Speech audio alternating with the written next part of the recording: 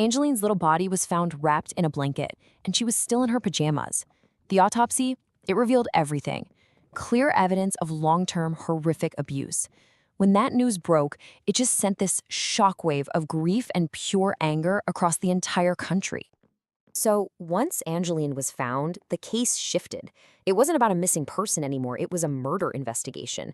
And as the detectives started to unravel what had really happened, the story got even more sinister. See, Angeline hadn't been taken by some stranger.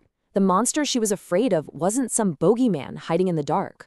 All that abuse, all that neglect, it had been going on for months at the hands of the one person who was supposed to protect her most in the world, her adoptive mother.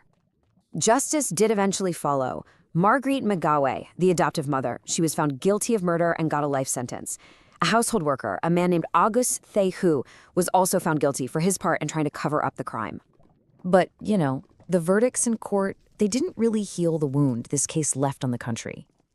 Angeline's story became the symbol, a really painful wake-up call about how child abuse can be hidden in plain sight, and how it's up to all of us as a community to protect the most vulnerable kids.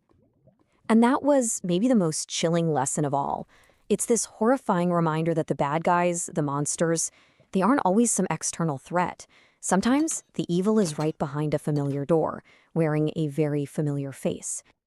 To this day, the story still echoes around Bali.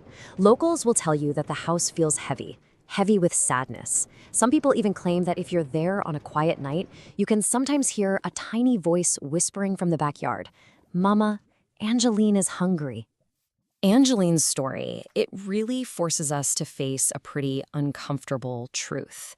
It asks us to look a little closer, maybe listen a little harder for those whispers that might be coming from behind our neighbors' doors.